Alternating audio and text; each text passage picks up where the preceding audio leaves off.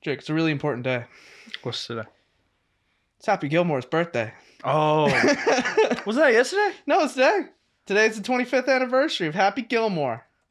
Adam Sandler hit a golf ball the same way Happy did, and he fucking nailed it. Yeah, yesterday. Yeah. Was that yesterday? Yeah. Everybody came out today. No, it was yesterday.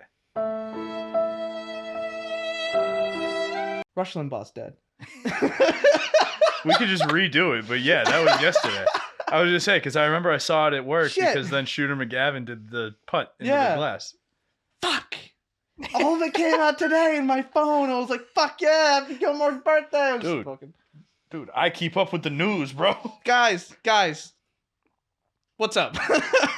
I fucked up the opening. Let's go. That's hilarious. Let's just redo it. No, it's funny. Let's keep going. All right. That's so funny. All hey, right. guys. I was going to say, like, when you said it, I was like, yeah, it was yesterday. Happy Gilmore's birthday was yesterday, guys. What's up? That's so funny. Okay. We're back to our regular scheduled program. But, I mean, you know, fucking Rush Limbaugh died. Rush Limbaugh died. And you know what makes me happy? Because I know you're not on Twitter. No, I'm not. I'm on Twitter. Rush Limbaugh died at 70 from cancer. Yeah, from lung cancer, yeah. Sad that he died from cancer. Yeah. Tragic whenever somebody dies from cancer. Rush Limbaugh died of cancer. And about 5 minutes after he died, the number one thing trending on Twitter was #RestInPiss. Really? Swear to God. In 5 minutes? Within a 5-minute span. It's still trending. Damn. It's still trending right People now. hated Rush Limbaugh. Well, because he was an asshole. Yeah, he was. He was known for being an asshole, but then he became one of those hyper-conservative alt-right assholes, and it's like, oh no, you're not entertaining anymore. That's scary. You're fucking awful. He's propagating. Hey, look at him go. But yeah, he died. So those are the two big things. Happy Gilmore is 25. Which I think it's so funny that you got that. I fucked that up so bad. You had it behind me too. You had, important announcement, and I was like, "What is it?" And you were like, "You'll see." And then if you had told me, I would have been like, "Oh, it was yesterday." I would have been like, "It's yesterday. You won't fuck it up." And then, fucking okay. Fucking moron. Anyway, but yeah, we're back. We're back to not listing shit anymore. Finally. Yeah. That being said, so the Writers Guild. Oh my god. I'm fucking with you. But the Writers Guild, a short episode. The Writers Guild did their announcement, and I'm not going to read off the shit because it disappeared within a day, and I was like, all right, guess it doesn't fucking matter. Yeah. So that podcast episode killed me. It murdered me too. Me too. But now we got a bunch of cool shit happened while we were listing stuff. Yeah. One of the coolest things. First major thing that happened is Cara Dune.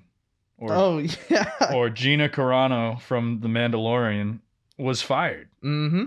Because she compared the plights of Republicans to those of the Jews during the Holocaust. Which is wrong. Insane. Very wrong. It's just insane. But then it came out, a couple things came out about it. First thing that came out about it was they were going to have a spin-off series. About Cara Dune? About her, yeah. And she was going to get a $50,000 pay raise per episode of that, which is cool. Whatever. Yeah. Would have been a cool series, I'm sure, because she would have just been like being a marshal or whatever. I liked that character. Yeah, she's cool. Second thing that came out was she found out she was fired from Twitter. Really? Yeah. Because she made this post on her Instagram story. She's already been problematic. Like, a lot of people are like, why didn't you fire her beforehand? Yeah, apparently they were kind of like looking for a way to fire her. Yeah. And she posted on her Instagram story, being a Republican is as bad as this was in the 30s. She wasn't. It's not. It's wrong. Yeah. She was wrong. And Disney apparently just immediately was like, you're fired. Before it was able to get from their representatives to her agent to her, it went from their representatives, the press got word of it, it took Twitter over, and she found out. That's hilarious. That's amazing to me. And then it's like, you want to feel bad, but it's like, no, you're a shitty person. I don't feel bad. Yeah. Because it's like, if that's how you are as a person, I could give a fuck that you found out you were fired. I've heard people try to defend her by being like, well, yeah, Republicans they're making us wear a mask just like the Jews got the stars. I'm like, that's not the same. the same thing. Yeah, it's very different. One, we all have to wear masks, not just Republicans. And you should be wearing masks if you're not. Because if you're not, you're part of the problem. And the sooner you want to not have to wear masks, you should start wearing one. Because if we're all wearing masks and the shit goes away, the sooner we get to not wear masks. I don't like it either. Australia's partying right now. New Zealand had concerts. I miss concerts so much. Concerts are so cool. I didn't realize how many I'd been to until this shit happened. And I listened to music with Allie and I'm like, oh, I saw them live. Yeah. She'll be like, really? And I'm like, yeah. I realized the other day we were eating dinner and I realized I've seen Christina Perry. Really? That's how many concerts are coming back in my head. I'm like, yeah, we were out to eat and like, you know, one of her songs came on and I was like, oh, I've seen her live. And Allie went, really? And I went, holy fuck. Yeah, really. Like, I was like, yeah, I haven't thought about that forever. That's how much I miss concerts. I missed it. I was at the bank today and I was also missing concerts because the woman behind the counter, we were talking and I'm like, yeah, I used to like, if I was to treat myself, I'd go, hey, I'm going to go to a concert. And I go to a concert. Now I'm like, hey, I'm going to go to the grocery store. Yeah. Yeah. And one of my coworkers is like, he hates his mask. And I'm like, dude, fucking get over it. Like, just get over it. It's not that bad. It could be so much worse. You forget it. I forget it's that. I do this for this. Bro, I'll wear it to the store, forget I'm wearing it, get in the car, be driving. Somebody will look at me and be like, what the fuck are you doing wearing your mask? And I'll be like, oh shit, I forgot. Why aren't you wearing yours? Like I'll be like, oh shit, that's right. Also, I remember there, like, people complained a lot when it first got implemented, but then it got cold. And I'm hearing a lot less complaining. Yeah, that and also people aren't getting like sick, but not like COVID, like just sick. Yeah. Like people aren't getting, like Allie was saying, she usually gets sick a lot, apparently. I wouldn't know. I've only known her through COVID. So like I've never seen her not during this time. But like she's like, I normally get sick. And I'm like, okay, I normally don't. So it's not like for me, it's not saying much that I'm just like, yeah, I haven't been sick. It's no, like, I normally get the flu this time of year. I got sick once in college. Really? Once. I got and it was COVID. Yeah. Like I got sick once, it was COVID. That was it. Yeah. All of college I never got sick. In high school I think I got sick twice. Like I don't get sick. And it's not like, and I'm not the person that's like, I don't get sick, but when I do, it's really bad. No, when I get sick, I puke and I go about my day. Like I'm a human. Yeah. Allie's like, I get sick all the time, and it's so nice because with the mask, I'm not getting sick. And I'm like, there you go, silver lining. Yeah, there's a bonus. I got, oh my God, my junior year, because I get sick every year. My junior year, thank God my roommate wasn't there. I got so sick and hot. I just laid like in my boxers on the floor where it was cold and just stayed there for like 3 hours because I was in pain.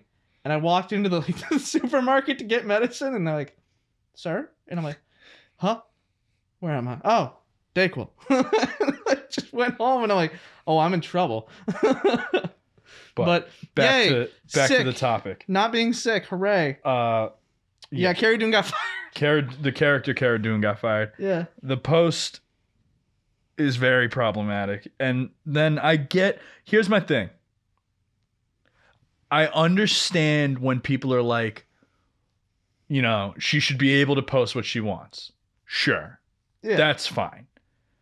The issue isn't that she's able to post or not post what she wants. It's that when you're at that level, that stardom. That's not even that stardom. Because gun to my head, I know her from Deadpool. Yeah. It's when you work for that level, you're working for Disney. You're representing that brand. Yeah. There's a level of responsibility that comes with it. Like it's like I'm not going out like if a 5-year-old girl was like her hero isn't the actress, it's the character. Yeah. Like if Robert Downey Jr., if the Avengers were the level they were when Tropic Thunder came out, Robert Downey Jr. wouldn't have done Tropic Thunder. Probably not, yeah. Because that came out around the same time as the first Iron Man. Not when Marvel was what it is now, but when it was like we're setting the groundwork to maybe one day make an Avengers movie, but just the first one. Yeah, that like Tropic Thunder was like Robert Downey Jr. dodged a lot of bullets. Oh, and nailed that part. Yeah, and not even that he dodged them, like he came under the scrutiny he came under. But if he was to kids what he is today when that was made, he probably wouldn't have done it. It's harder to bear that responsibility and be like, I'll play a character in blackface.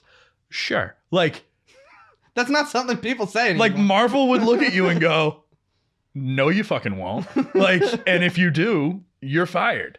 So there's probably points in her contract where it's like, you know, you can say what you want. You can do what you want to a level. Yeah. Posting that definitely crossed that line for sure. She got fired. Yeah. It's also like they have any right to let you go for any reason. And if they're like, we don't like the energy you're bringing or the image you're bringing to our brand, they can just get rid of you. Yeah. They don't really need a reason. Which is the other thing. Yeah. Situations. Like you're part of this industry. You can get fired. Yeah. Like that's any job. So I understand the whole, why can't she say what she wants from one perspective, but from the other perspective of like, when you bear that responsibility of like, kids are watching the show. They don't know who you are. They know the character. They like the character. They want to see you as the character. And then they're going to learn that the person that played that character is a piece of shit. Yeah. Disney doesn't want to bear that. They'd rather just be like, hey, so before you do more shitty things, you're done. Your character's over. They've announced they're not going to recast it. Yeah, no. They're just saying, done. Well, it's good that it ended on, because I finished the second season. It's good that they ended it where they ended it, because they can just be like, okay, bye, and just get rid of her. Because her character in the show ends by basically helping out the Mandalorian, and then he goes on his way. So it's like, he never has to see her again. Yeah. They can just mention her in passing. They can be like, oh, no, she's still a marshal. She's out, though. You're not going to see her. Yeah. Cool. Fine. Done. Wrap it. Done. With a bow. It's over. But yeah, she got fired. On the topic of Disney, to update on a statement we made last podcast. Yes, about Mulan. By Mulan. We figured out why Mulan was so controversial. So what they did was, one, the main actress of Mulan supported the governmental policing of the Hong Kong protests. Which is bad. Which is not good, because what protests are for is for people saying, hey, we want this to happen and you're not listening. What you shouldn't do is go, hey, hit them harder, which is what Hong Kong did. Yeah. And hit them really, really hard. And it was wrong. Yes. So that's one. And then, but the big thing is that they filmed a portion of the movie in a place called Xinjiang, which is filled with concentration camps of Uyghur Muslims. Yeah. Yes. Yeah. Uyghur Muslims. Yeah. And they have been in, it's being called vocalization camps. I was going to say, yeah, and that's re-education camps, which is just... People are mad. People were very mad. Now I remember, yeah. Because they basically are just tracking down and rounding up Muslims and... Put them in camps. It's very bad. It's extremely bad. Right. I forgot. And Disney was like, yeah, we filmed there. And everybody's like, no. And they're like, oh. And in a statement, they went, yeah, it's brought us some problems. Like, it's like they stepped on shit. And they're like, uh-oh. Like, well, yeah, because so it's a major issue with China's government. Yeah. 1.5 to 3 million inmates. Yeah. So I'm gonna play Disney's devil's advocate on this one. So, we'll get by the heavy shit. This is like the last heavy thing. Yeah. So here's me. I'm gonna play devil's advocate for Disney on this one.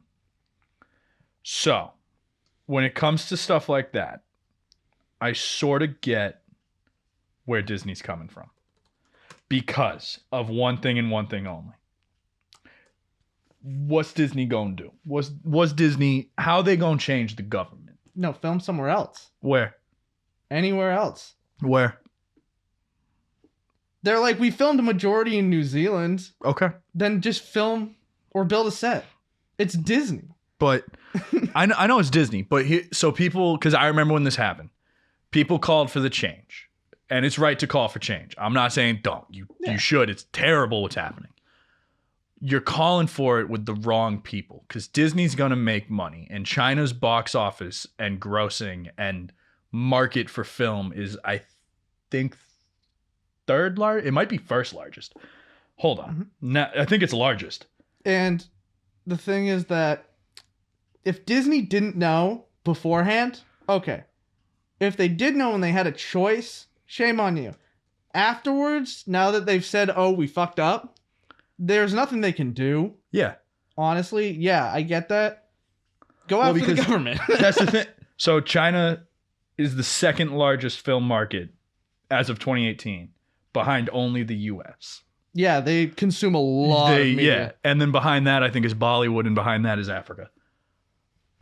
But if I'm Disney and I'm the bigwig and I'm sitting there and I go, I need to market this to everybody. And you know it's going to make money. It did. It made money in the US, which baffled me because you had to pay $20 to fucking watch it for a minute there. Yeah, no. The second highest market is China. And you know what's going to look good when you try to sell it to people in China? Chinese landscapes. Made it in China. Yeah. So it's that. But it's not saying it's okay. But then when people got mad at Disney, it's like, okay, cool. But now you know this is happening. Go to the government. Call people. Call your representatives and be like, hey, why are we doing deals with China when China's doing this? The other thing is that a lot of... Because Jackie Chan, too, supported the Hong Kong policing. And people went, well, fuck them. And then a couple of people, very well-educated people, went, well, some of them say it to support them, but some of them feel like they don't have a choice. Yeah, it's their they need to make money. Yeah, they need to make money. They need a home to go to. But also out of fear, apparently, of the Chinese government. It's a communist government. Yeah, exactly. You know what happened to people in the Soviet Union during the time of the Soviet Union that went, hey, fuck the Soviet Union? They died. I mean, Putin's opponents are still dying. They didn't disappear. They got killed. Like, if that's the other part of it. And it's not just China. There are certain governments. There's an Iranian filmmaker who made a movie called A Separation, which is amazing. And it's a beautiful movie, and it was his breakthrough international film. And his name's Asghar Farhadi. Amazing director. Asghar Farhadi. He's fantastic. Made a movie called The Salesman. It won. That sounds familiar. It's a great movie. Yeah. It won him an Academy Award for Best Foreign Language Film. He didn't go to the Oscars for two reasons. One, he was protesting an executive order that was a travel ban on Muslims. Yeah. So he was protesting that, which was fine. It later came out, if he had shown up and wasn't protesting that, he would have been barred from entry to Iran. Really? So then it became a question of, and he has never spoken on it, but people were like, he hasn't done much of this.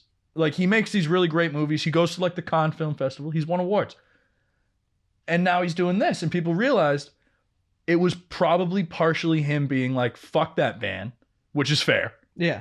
But it was also partially probably him being like, if I come to your award, I can't go home. So why would I come to your award? Yeah. So with these people that quote unquote support the Hong Kong thing, yeah, it's probably a mix. It's probably like, I got to make my money. I got to go home. It's that gray area of some people might just be legitimate pieces of shit. And a lot of times it's just complicated. It's a very complicated issue. So I understand. But that's why Mulan was controversial. Specifically the internment of Uyghur Muslims and, Hong Kong. Yeah, and a shitty communist government being a shitty communist government. Yeah. Fucking commies. But next up, I have a couple casting announcements beyond The Last of Us, which we're going to get to. Sweet. First casting announcement. Michael Cera and Jeff Goldblum are in early talks to join Wes Anderson's next movie. Oh, hell yeah. Michael Cera, really? Yeah, nothing confirmed, nothing announced, considering his newest movie still hasn't come out. I'm very excited for that. I am too. Oh. It's called... the French Postal Service? No. Isn't it? Something like that? The French Dispatch. French Dispatch. Close. I was close. I knew it wasn't Postal Service. But so they just got announced that they are in talks to be cast in his next movie. Simone Ashley has been cast as the female lead in Bridgerton Season 2, which is cool. Good for her. Cool. Zack Snyder has said that he's considering developing a retelling of the Arthurian mythological concepts for movies. Oh, that would be really cool. It would be. As much as I don't like Zack Snyder, he makes visually cool looking movies, so I'll take it. If he's given full artistic control, it looks pretty good. Yeah, I'll take it. The plot's all right. It'll be entertaining. Yeah. Ryan Johnson Yeah. has announced that his Star Wars trilogy that was announced Yeah. is still happening. The one with... No. He was given the reins for his own trilogy. After Yeah. the last Oh, trilogy? did you not know this? No. Oh yeah, no. Ryan Johnson is going to make 3 Star Wars independent movies. What the fuck? Independent. No, not Oh. independently funded. They're their own movies outside of the saga. I know. What I thought you were saying was you got 1, 2, 3, and then 4, 5, 6, and then 7, 8, 9. And he's making 10, 11, 12. He is making 10, 11, 12. No, is he? he's not. Okay, fuck. I was They're like, their own holy movie. shit. But they're going to be their own trilogy of stories Cool. within the Star Wars universe. And he has announced that that's still happening, which is cool. Okay. What else have I got? That is actually really dope. Yeah. I'm excited for that. I wonder what it's going to be about. Writers Guild Award nominations came out. Nothing to say. Here they are right here. Martin Scorsese talking shit again. To who? This time, streaming services. For people that don't know, Martin Scorsese said some shit about Marvel movies basically being considered like amusement park rides, and everybody was like, cool. And then he was like, they're not cinema, and everybody was like, wrong. And he was like, I'm not wrong. And everybody was like, you're a little wrong because that's not how cinema works. And it became a big thing. And young people were like, fuck Martin Scorsese. And everybody that likes movies was like, well, not fuck Martin Scorsese, but that's wrong. So like, a little bit. And yeah, it's like you're getting old and crotchety, Martin. Calm down. And it faded away because, it's Martin Scorsese. He's a good director. He's an amazing director. Yeah. But he has another thing that he said.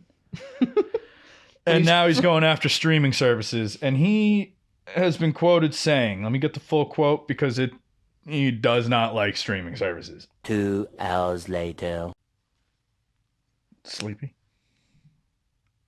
Yeah. Okay, so Oscar-winning director Martin Scorsese took a shot at streaming services Tuesday for devaluing cinema to mere content and said algorithms are ruining discovery. In the cover letter, he wrote a cover letter for Harper's Bazaar, or Harper's Magazine, discussing his love for Federico Fellini, who is a director who is amazing. He made a movie called 8.5 that everybody should see. But basically, one part of the quote says, the art of cinema is being systematically devalued, sidelined, demeaned, and reduced to its lowest common denominator due to the naming of films as quote-unquote content. And people are sort of like, okay, dude. Okay. And he's blasting Netflix and all these streaming services, taking away from the cinematic experiences. And a lot of people are basically writing their own opinions on it, being like, well, then let's hire film critics and stuff to curate the algorithms. Yeah, also, if we're going to talk about discovery, like the algorithm ruining discovery, first of all, it was harder to discover independently made movies than big blockbusters back in like the 80s and 70s, 80s, and 90s, and forever in cinema. So if you're going to trash them for ruining discovery, I mean, it's always been hard to get discovered. So I'd say it's even a more even playing field now. So you're not wrong. Yeah. So I had a buddy in college who wrote his final, because I wrote mine on Malik, and he wrote his on independent cinema, and Indiewood as it stands with the streaming services today. Yeah. And he basically said that. He's like, it's a double-edged sword because on the one hand, independent movies are as easily accessible as they've ever been. On the other hand, independent movies weren't selling before. Yeah. They're not selling now. And it's not because people don't want to watch them. It's because it's hard to market. It's hard to take a movie because independent movies are notorious for being very niche. So when people are like, their content and people don't want to watch the artistic stuff, they didn't really want to watch it before. Yeah. You wanted to go watch an art house movie, you had to get a 10 o'clock fucking movie ticket at night and go watch it, and they're not entertaining. Go through a coffee house and go out back of the coffee house. It's on a sheet and a projector. And so people are basically being like, dude, old guy, fucking relax. Yeah. Like, people are still watching independent movies. I mean, A24. I'd say they're watching them more than ever. Dude, A24. Yeah. Boomed in the 2010s. Literally, one of their movies, Moonlight, won Best Picture. Mm-hmm. So, I see where he's coming from in terms of the more respected movies and filmmakers aren't. It's not even that they're not making money. They're making money. They're making movies. They might not be getting the recognition, recognition or the audience that they could be getting, but it isn't quite the streaming. It isn't their fault, and it isn't the audience's fault because the algorithms are based on what you watch. If I sit down and watch, Face Off, Extraction, fucking Men in Black and The Matrix, I'm gonna get spoon-fed movies like that. Yeah. Moonlight's not popping up.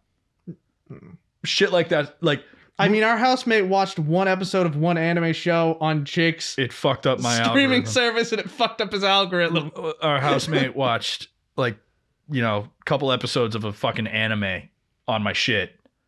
And for like weeks, you watch this, you must want to watch. And I'm like, I can't even read that. That's Japanese. I don't speak But Japanese. But so when it's like, and it's not the audience's fault either, because they're just watching what's recommended, which is why people are coming back with, well, why don't we hire critics Yeah. to curate this algorithm that will then be like, oh, you watched, I don't know, The Notebook. My favorite. I love The Notebook, Mhm. and I'll die on that hill. I actually love The Notebook. So you must love, or not love, but part of you is interested in this love story, but also it's a little tragic. So maybe a tragic love story. And then, maybe Blue Valentine pops up in your recommended movies. Nobody's seen that movie. It is one of the saddest love stories fucking ever put to movies. And then you watch that and it's like, oh, you're getting into the more indie artsy shit. And then it's like, okay, Eternal Sunshine of the Spotless Mind might pop up. But the average person isn't going Notebook, Blue Valentine. Like, it's not going to pop up. You watch The Notebook, you're going to get, Bridgerton, A Walk to Remember, fucking To All the Boys I've Loved Before. Because that's big how the buzz algorithm movies, yeah. works. So when Martin Scorsese comes out and says shit like this, it's like, dude, it isn't any one person's fault. It seems like he doesn't really know what the fuck he's talking about. Yeah, and to his credit, he said it in an essay written about a master filmmaker from the 50s and 60s when movies were an experience. So it was probably in his eyes this throwaway, like, movies aren't what they once were, which, to be fair, they're not. No. And in his eyes, he's probably like, look, that experience of the movie theater being this, like, chapel and the movie being God. Like, to his credit, he's not wrong. It's not going to happen. And it's lost. That's not happening anymore. It's just changed mediums where we've gone from the movie theater experience, which is something I miss, and I know it's something you miss. Oh, I miss it so much. I miss movie theaters a ton, but it's changed to streaming, and it's gone from, yay, streaming's new, to now streaming's become a part of our life, and it feels like now we're trying to figure out how can we make streaming an experience. Yeah. People are starting to get into that realm of how can it be an experience. We just don't know how to make it as godlike as theaters did. The landscape is changing, and it's going to keep changing, and I think it's just, I don't think he's behind the times because he made The Irishman for Netflix helped him make it. I think it's just, he probably just wishes that cinema would be what it once was. And it was probably just a throwaway comment. And Probably. And now it's just being like, people are like, well, we could change that. We could change this. This is going back to the thing about the girl that got fired from Cara Dune. It's like this, anything you say is held to such a different regard. Oh, dude. The higher in position you are in any society. Like, it's literally just a 2-line quote in this giant essay. So it's like, okay. And that's taken out of context too.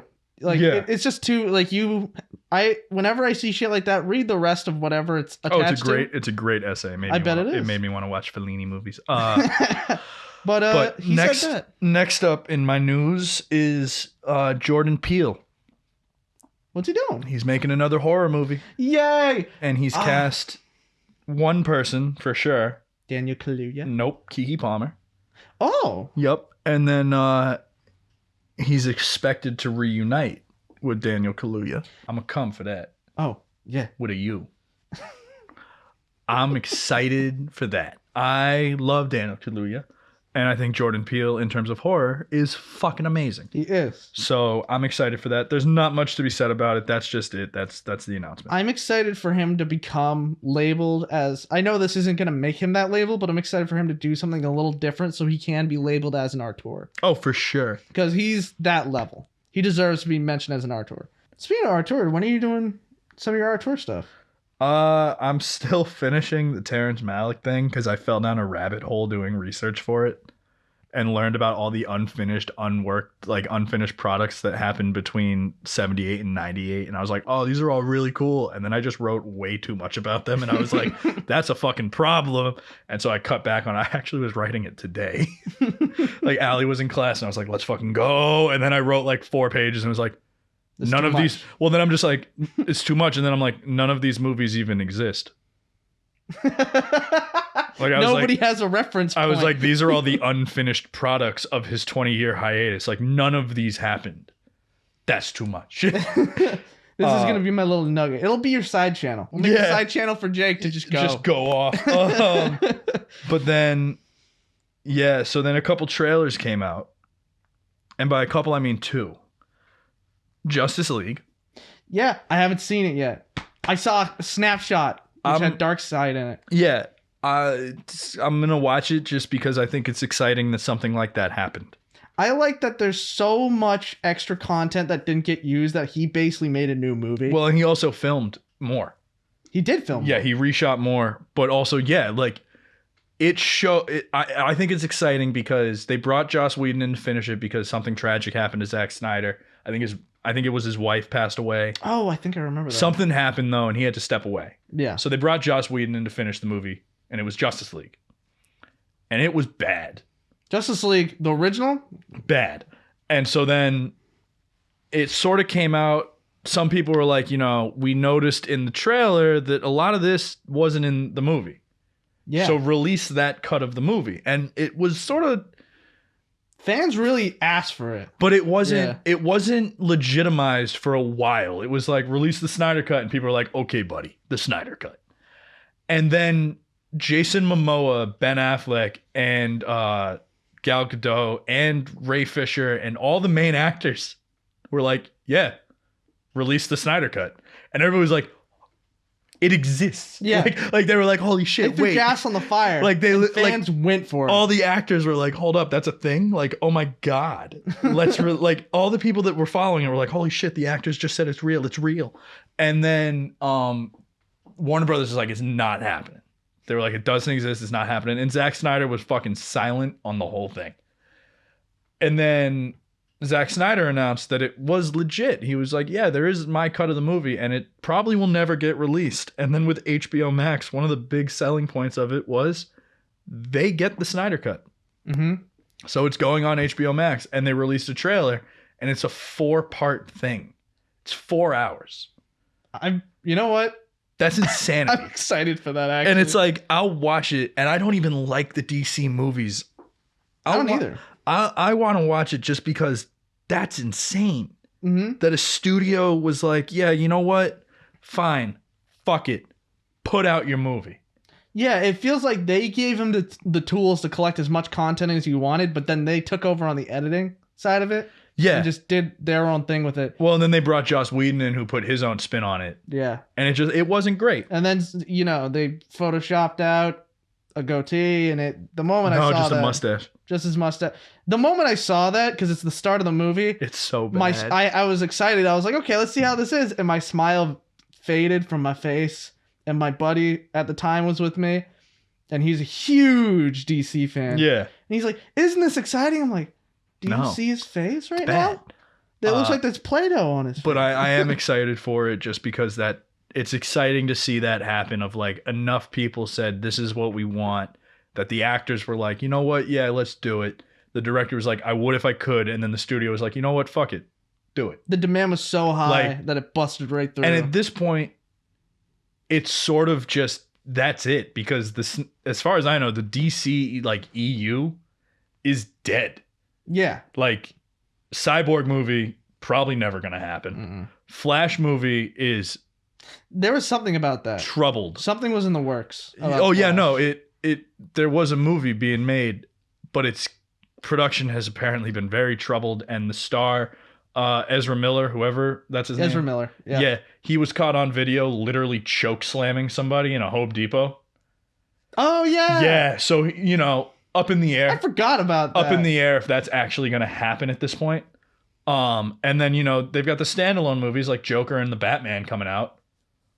But as far as the like extended movies are happening, I don't think they are. So like to have this Justice League movie come out, it sort of just feels like it's going to be its own thing, and cool. That's fine. It bums me up because the cast that they had for those heroes were like cool. Pretty good. They looked awesome. They were pretty good. And then they just Fuck the plot. Before we talk about the next trailer, I do have one last bit of casting news. Jesse Plemons from I'm Thinking of Ending Things, the boyfriend. Yeah. Discount Matt Damon, if you will. Yes. He has been cast alongside Leonardo DiCaprio and Robert De Niro in Martin Scorsese's next movie, Killers of the Flower Moon. He had to turn down the lead role in Jordan Peele's next movie to star in Martin Scorsese's next movie. Yeah. Dude, that guy's getting nothing but good shit coming at him. He's killing it. He's Jesse a Plemons very is good killing actor. He was awesome, and I'm Thinking of Ending Things. He was really good in Judas and the Black Messiah, too. Oh, he's in Judas and the Black Messiah. And also Paddington 3 was just announced. Let's go. So that's cool. Let's go. The other trailer that I want to talk about briefly, because I didn't love it, is Cruella. Cruella. Yep. It looks like Disney's making Joker with a woman. Yeah, it does. It does. I'll say it. It had the same kind of music and everything. Look, Emma Stone probably gonna kill it. Because Emma Stone's great. Emma Stone's great. I love Emma Stone. I like the design of Cruella. Yeah. I like it. I hope. Here's what I'm hoping for. Here's what I'm hoping. I hope it's good enough that they're able to make more standalone Disney villain movies. Because I'd watch those. I really hope what they do with the character. Because Emma Stone is awesome. And she's gorgeous. I really hope they make her less like a seductress and more like she's on the brink of actually going insane. Well, like yeah, because she's insane. Because when she was driving the car, it wasn't like when she was driving the car on the trailer, she's leaned all the way forward and her arms are out. Yeah, because in the animated movie, she drives like that. Yeah, and I'm like, if Emma Stone nails this character in the way that like she should be played, which is when she's young, she's going insane, that'd be fun. That'd be fun. I hope it's good. It looks like that's what they're doing because the trailer shows her both with regular red hair and then with the white and black. So they'll probably do that. I just hope the movie doesn't have an identity crisis with where they want to go with Cruella, because I got kind of feeling of that's what's going to happen. Yeah. Which happens a lot. I just hope that they don't fuck that up. But it looks okay. Yeah. I want to see more just to know if I can form an opinion on it. It would be cool to see other villains though. Exactly. Like Ursula. I was gonna say Ursula. I would love to see Ursula. A movie about Scar, even though you know what happens to them.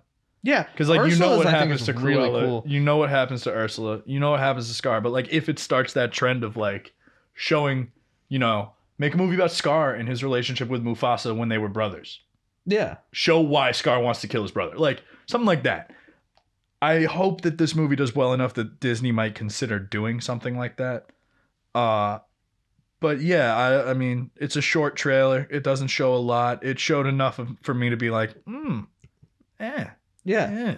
Because a part of me was like, the tone makes me feel like bleh, AAA studio, really cash grabbing. But another part of me was like, I like Emma Stone, and I want to see this character played out right. Yeah. So we have hope. Yeah, I have a lot of hope. We have hope. Beyond Cruella and all these movies casting, Last of Us HBO series cast, it's Joel. The Mandalorian. Pedro Pascal is going to play Joel. And I already told you my issue with them making a series out of The Last of Us. Because you already know what happens. So, yeah. When this was first announced, I remember them being like, we're going to make a series in the world of The Last of Us. Tight. Yeah. Sign me up. Show me a Firefly. Give it to me. Sign me up. Give me that. Then they're like, it's going to be about Joel and Ellie. And I was like, I was riding the wave of Last of Us Part 2. Mm-hmm. So I was like, hell yeah, let's go. And then you got to stew on it. And then, then they announced the casting. And I realized we know their entire storyline. Yeah. Not a little. The whole thing. Not a piece is missing. We know all. I know how they meet. I know why Joel looks at her like his own daughter, because he lost his own daughter. I know what happened with Ellie in the vaccine. I know what didn't happen with Ellie in the vaccine. I know why Joel and Ellie had a falling out. I know that they were about to rebuild their relationship. I know, spoiler, that Joel fucking dies. I then know what Ellie does to redeem Joel's death. I know the entire path she's gone down. I've played it twice. I then know what happens to Ellie. I know the whole fucking story. Why are you making a show about it? Because the games play like movies. I can just go replay them. It's because now it's marketable to more people. Oh, for sure. I think that's the only reason why. Then, like, give me a show about fucking Abby and the fucking kid. I wonder if it's like, because I know like Raquel's parents watch a lot of superhero stuff, comic stuff that wouldn't be as popular if it wasn't in movie form. Yeah. So it feels like they're trying to package it for like an older audience. And in this way, these recognizable characters, like a younger person can look at an older person and go, oh, I've played that video game. Yeah. It's a great story. Well, and I remember when part 2 was coming out, they put all those ads for it on TV, but they played like trailers. Yeah. So it would come on, and I remember my dad would be like, what's that? And I'd be like, it's a video game. He'd be like, it is? And I'd be like, yeah, I'm playing it in my room right now. I'd be like, it's paused on my TV. Fucking look. Like, I was like, it is that good, though. It is that good. But, yeah, and I'm glad they cast Pedro Pascal because I talked to my buddy about it. I don't love Pedro Pascal. I don't hate him. I think he's getting better.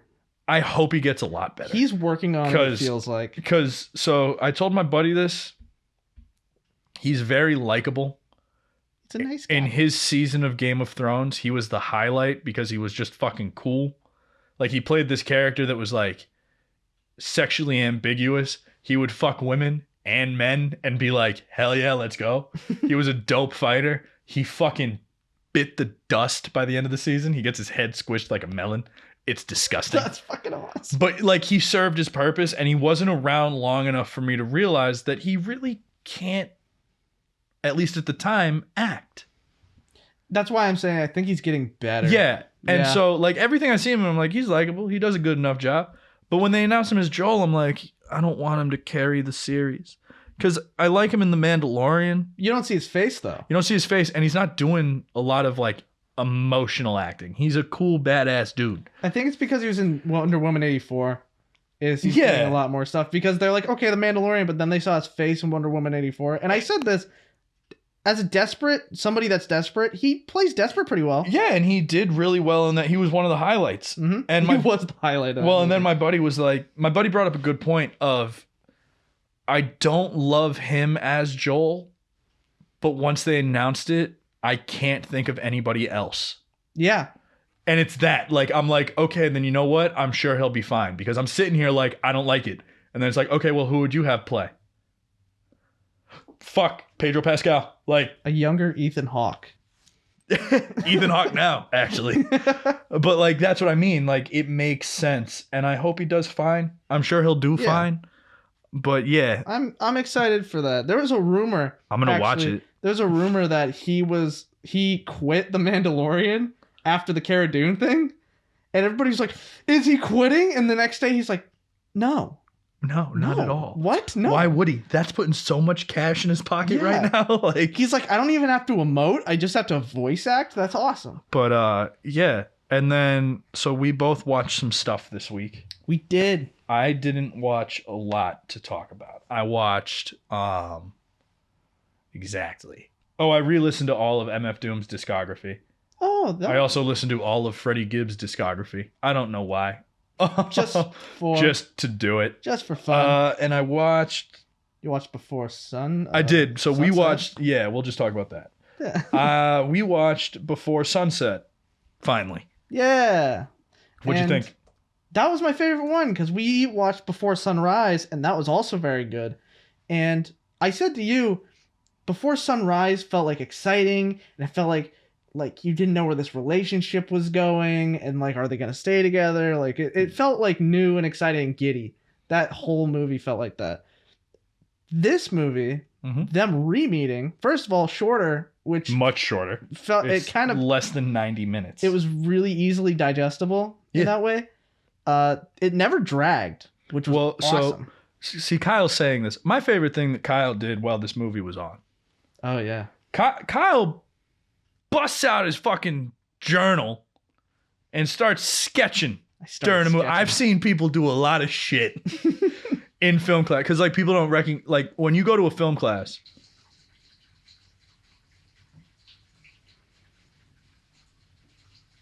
We'll be right back. All right. I started sketching. Yeah, so people that don't go to film analysis classes, I understand. But when you do, you realize everybody watches movies differently. People take notes. People don't take notes. I had one guy in one of my classes. He would sit in the middle, literally the center of the auditorium, arms around the two seats next to him, and just watch. Some people fall asleep. I used to, if I got really bored of the movie, I would look up the plot on Wikipedia, read the rest to know where I was at in the movie. Yeah. And be like, okay, cool. And I would like go to the bathroom and shit. Because I'd be like, I'm less into it. I have never seen somebody take their notebook out and sketch. I was sitting there and I'm like, you motherfucker. I was like, if you didn't want to watch the movie, just say you didn't want to watch it. But yeah, so you liked it. This is like the fucking like SpongeBob trying to grab the candy bar and the bus comes. It really is. Fucking stop. What the fuck?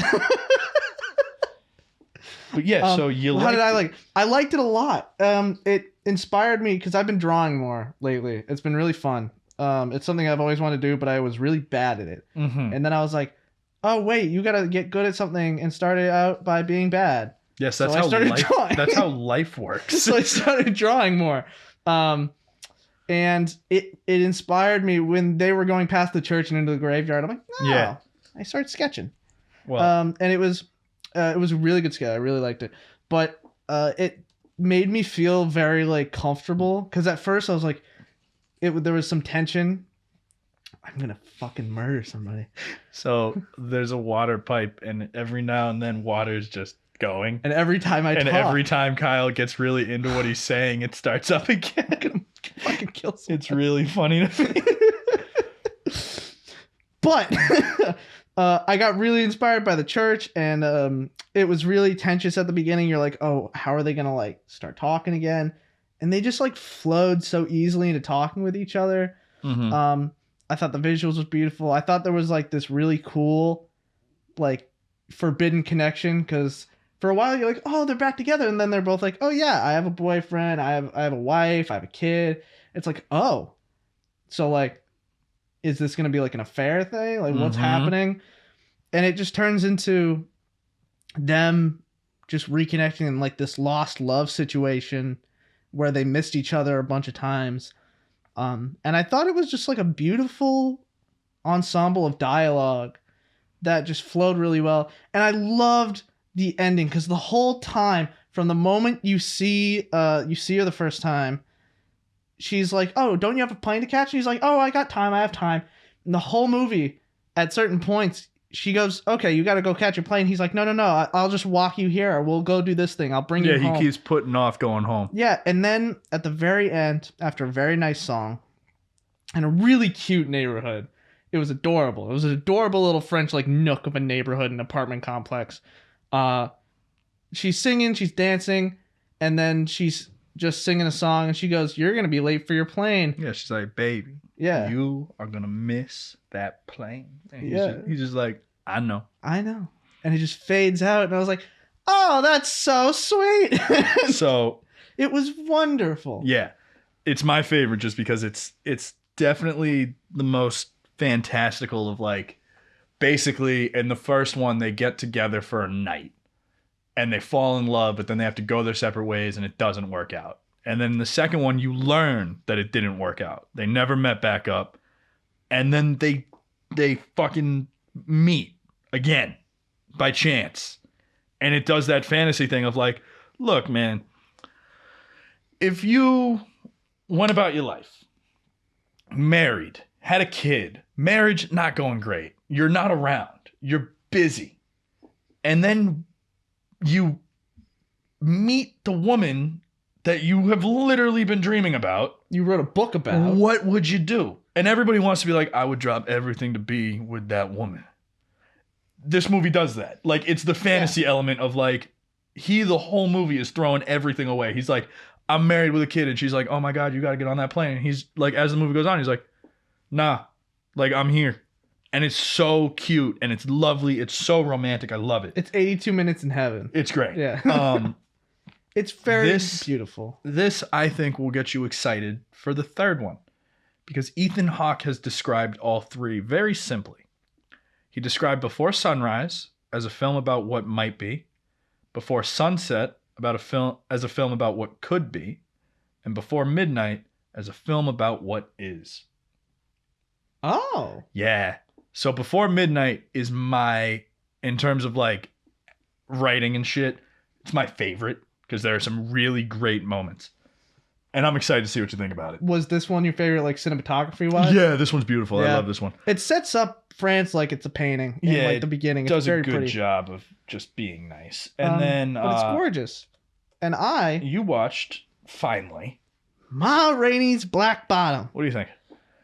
It ran out just like it would as a play, which is what it's based off of. Yeah. They move around just like a play, and the whole place is set up just like a 360-degree stage. Like, you know, some people use the room in cinema. Here they really use it like a stage. Yeah, the blocking is great. Yeah, it's awesome. It's wonderful. I thought Chadwick Boseman's performance was fucking amazing. Do you get why I'm saying what I'm saying? So good. Yeah. It made me start to tear up because I'm like, oh fuck, he's gone. Like he killed this, and he's gone. It hurt my soul. His character, kind of stupid at the end. I would say his naive and tortured. Very naive, very tortured. Here's something I really, really, really liked. It was my favorite part of the movie. It was the way that Ma handled white people versus how he handled white people. It was really interesting, the dichotomy between them. So there's a reason. So in the movie and the play, the story basically, Ma Rainey has come to the point in her career that she recognizes that the executives and all the white people don't really give a fuck about her. Mm-hmm. They just want the money they're going to make from her recording. And when she realized that, she's like, well, fuck it then. When I'm there, they work for me. She was a diva. She was like one of the first divas. Chadwick Boseman's character is new. He's new to this environment. He hasn't really realized that they don't actually fucking care about him. Well, he says that he knows, he's like, the white man doesn't give a fuck about me, but I'm going to use the white man to my advantage until I surpass them. But then he doesn't. Because then whenever the executive shows up or the people show up, he's kissing the ground they walk on. Mm-hmm. So he says that, but then he doesn't do it. Whereas Ma Rainey's like, they don't give a fuck about me. And she knows it, and she acts like it. She's like, you don't fucking talk to me that way. He's trying to sweet talk his way into a higher position, thinking that it'll be fine. Because he's very charismatic. He's an extremely charismatic character. He ends up sleeping with Ma Rainey's like niece, in the movie. He's very cool, and also kind of unfairly treated by Ma at the same time. Yeah. He's treated kind of shitty. Pigeonholed pretty hard. Yeah, even though Ma is like the representation of, you have to fight for your own representation, and that's the only way you'll get ahead in a situation of oppression. Yeah. Which is awesome. It's a great representation of that. Ma was also pretty stern and thick-skulled when she didn't want something. She was a bitch. Happening. Yeah. She was a diva. Yeah, and so his character at the end ending up, spoiler. Yeah, spoiler. He dies. Well, he ends up killing... Oh, yeah, no, he doesn't die. He kills somebody. He kills, I forget his name, but he kills the oldest guy in the band. He ends up stabbing him because his music was shot down. The guy's like, I'll buy your songs off you because I'm keeping them. And all of us knew it was going to happen. It's like, they definitely... The age-old thing where they're going to steal his music. Well, and all the other guys were telling him, they're like, dude, it's not... we know what you're trying to do. It's not going to happen. It's not going to work. And he's very like optimistic, but you can hear after he's treated badly by Ma, there's a rumbling that happens in the background, and then it starts happening after his music gets shot down, and his shoe gets stepped on. His brand new shoes. Yeah, his brand new yellow shoes. And he goes after the oldest guy who apologizes. He's like, I'm sorry. What do you want me to do about it? And he's going after him, and ends up killing him. Stabs him, yeah. Stabs him right in the back. Literally stabs him in the back. And he's like, why did he make me do that? He stepped on my shoes. And I thought that was a great representation of, like, I think it was a representation of just like black on black violence, of just like, why are we destroying ourselves? Yeah, for the sake of trying to get ahead in the world when we can't get ahead without being a little abrasive. Yeah, and I think it also just, his character was just tragic. Yeah, from front to back, his character is just tragic. Extremely tragic. The speech he gives about his childhood is the monologue to God. Mm-hmm. Well, the monologue to God about the monologue about him getting slashed across the chest is awesome. Then the monologue to God was he gives like 3 amazing monologues. Yeah, he goes after one of the dudes with a knife because he's like, "Have your God save you," and he just goes after him like, "Oh, this guy's batshit crazy." Okay, but yeah, I'm glad you finally watched it because it's well fucking acted, phenomenal. Like, I think I felt kind of the same way where I'm like, okay, it's a play. I get it's a play. I get why it's written the way it is. And it is such an... the ending really makes you angry. Yeah. It makes you so pissed off because at the very end, a bunch of white dudes and a little orchestra, and the lighting's very different, they're performing Chadwick Boseman's character's songs. Yeah. And it ends on that, and it's frustrating. But it's a very good movie. It's worth watching. Awesome. It's a fantastic movie. But yeah, I thought it was great. I thought it was really well acted. And that comes to, you had some video games. I have some stuff. Which, before you get to, I would like to announce I downloaded Madden. Oh my god, I kick ass. I kick ass. I don't know what's in the water that I'm drinking. I don't understand it. The game starts. I set it to the fucking normal difficulty because I went and checked. I went to settings. Oh, so you did check? I checked. The career mode had it. There's like a face of the franchise. You basically want to be the best player. I kick ass.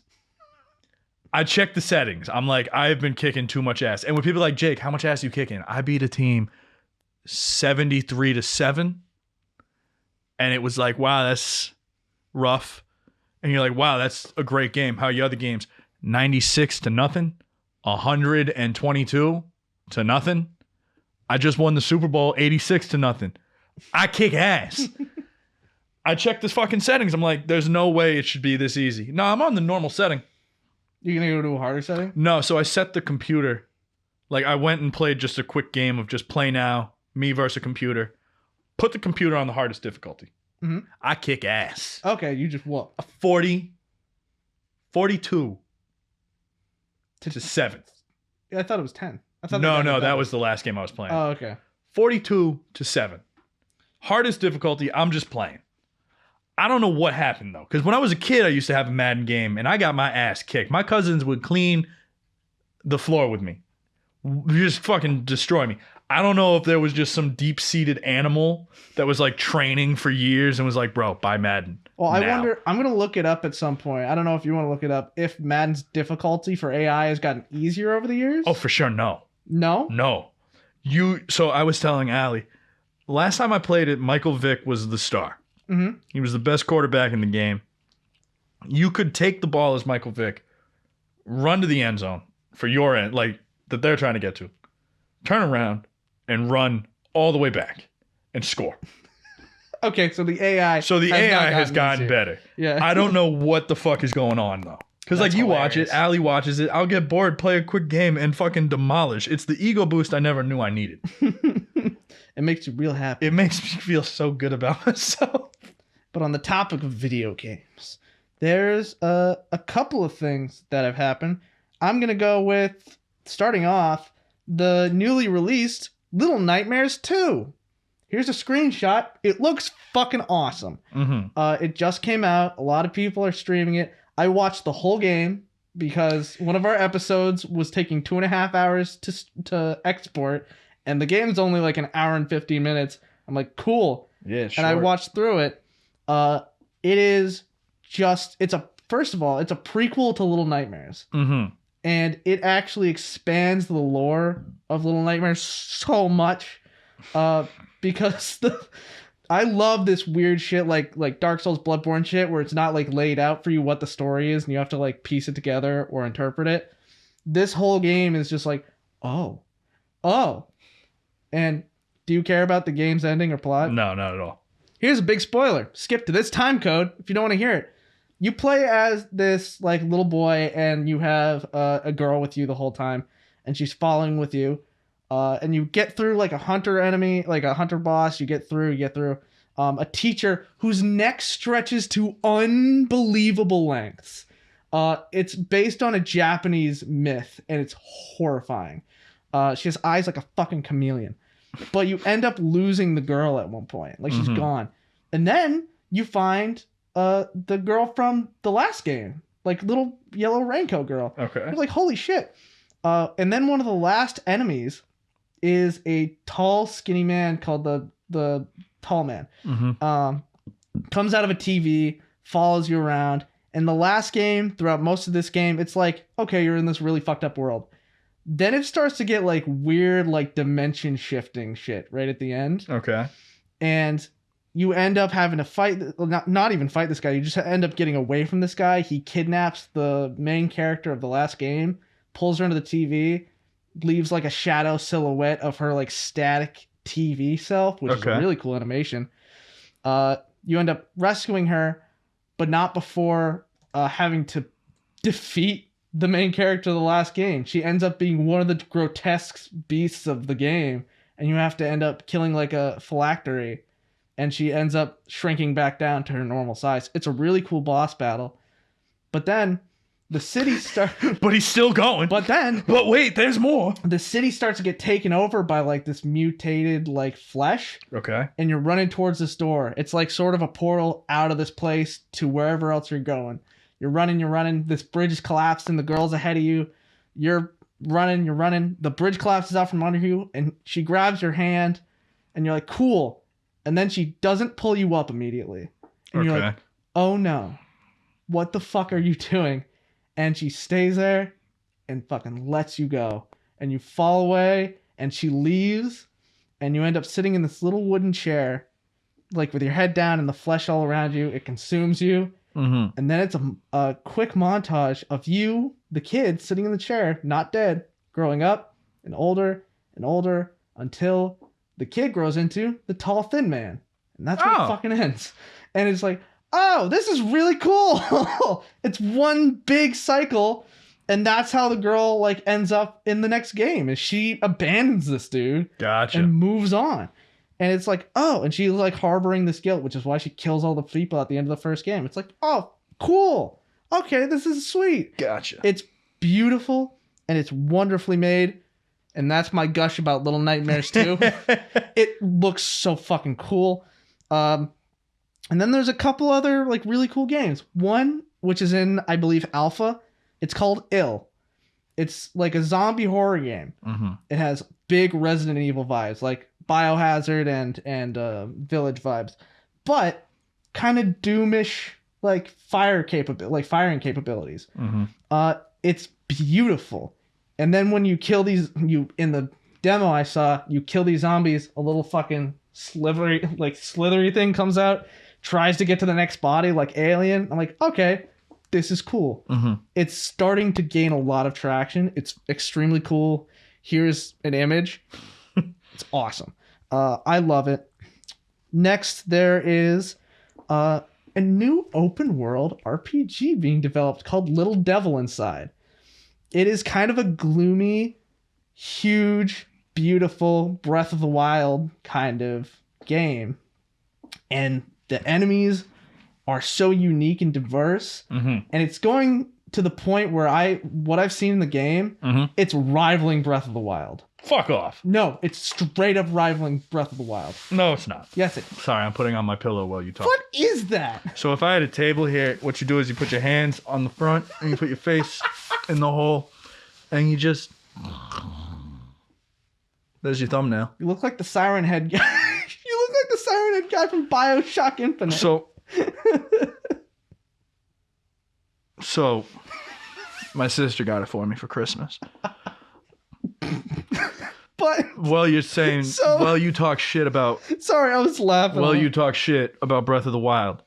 2 things just got announced today. What? While we're on video games. First thing, Breath of the Wild sequel still being made. More info coming later this year. Second thing, Skyward Sword. What about it? Did you ever play it? I did. What'd you think about it? It's not great. Fuck off. It's not that great. It's great. In comparison to all the other ones, it's not that great. It's pretty good. Okay, here's what I'll say. The controls were fucking ass. Yeah, the controls That's what suck. made it bad. Yeah. An HD remake You just got reborn. was announced for Nintendo Switch. Okay, I'll play it then. Yeah. Cool. I'll enjoy it if the controls are good. That's awesome. Sweet. This game rivals Breath of the Wild. I shit you not. Because the art style is so unique. There's way more unique enemies. It's huge. And it has the same... I say Breath of the Wild because it has the same kind of like menu feel when you go to start. Like the rotating food and everything, and you can eat and shit. It looks beautiful. There's so many weapons and moves you can use. And you're just like this kid climbing mountains. It looks very like... you ever play the game Inside? Yeah. It's like Inside mixed with Breath of the Wild. It's very cool. Gotcha. And that's Little Devil Inside. Next, I'm going to talk about a game that's very early alpha. It's called Undefeated. It is a Superman-style game. And you know how a lot of studios just fuck up like superhero video games? Because they don't know how to like, oh, you need to be weak enough that there's a challenge, but you can't be overpowered. This game is nailing it. It looks so cool. The laser eyes, the particle effects. It's basically Superman with, I think, an extra power of telekinesis. And you just fly around and beat the shit out of stuff. I'm watching it. It looks like, Crackdown. Yeah, it's Crackdown with beating the shit out of everything. It's really cool if they polish it up a little bit and mix up the plot. And it would be fucking amazing. You can play it. It's on Steam. Yeah, it's in alpha right now. It's really great. And then the last video game, which I thought looked really cool. Oh, sorry. Well, you're talking about Undefeated. I pulled up its page. It looks cool. It looks entertaining. It also looks like shit. It is. Graphically, it looks like shit. Yeah, it's very early development. I'm reading about it. I'm like, why? Why? Because you can play it. Like, you can get it. Mechanics-wise, great. Visuals, not. The reason it doesn't look great, it's created by 3 students. And they're just like, what if we made it good? What if we made like a good mechanics like superhero game? And it looks like the way it looks like it feels when you're playing it, it looks like it feels really good, if that makes sense. Like, yeah, it looks smooth. It looks very smooth. Graphics wise, meh, but that can be fixed. That can be polished. This game looks really cool. I'm really excited to see what happens with it. The last thing, there's a game in early development. I think it all just these came games out. are in early development. I know. The Little Devil Inside is it's done towards end. Bulletville is what this game is called. Bulletville. That sounds really familiar. It looks like a mix between Crackdown mechanics, Overwatch characters, and Fortnite like battles. Okay. It has so many inspiration pulls from so many different places that it looks so unique in itself. And it looks like it's going to be very fun. It's a platformer. It is a platformer. It's a platformer battle royale style game. Yeah. And like you can run up walls, run across the walls, do flips. You have a sword you can beat the shit out of people with. Got guns. It looks really cool. The characters look interesting. I hope it goes the way of polishing it up a little bit more so that it'll actually gain more attention from audiences and studios that might, support it to help produce it. But right now, it's too hard to say where it'll go because it could go the path of like Overwatch or it could go the path of that other game. The characters and shit, it looks like literally an Overwatch knockoff. But then you get into the game. Then you get into the game and it's third person. It looks like Fortnite mixed with like Crackdown. Yeah. I mean, hey. we'll see what happens. Yeah, I have no idea what's going to happen with it. But those are some like cool games that are coming out. Thanks for watching, everybody. And we will see you next time it's Happy Gilmore's birthday, which is tomorrow. Do you know that? At this point, it'll be like a fucking week ago. But thanks for watching, everybody. Thanks for watching. Like, share, subscribe. Hit the bell. Yeah. Follow us on Twitter. Like us on Facebook. Hit the bell. Adios. I'm Peace out of out. here.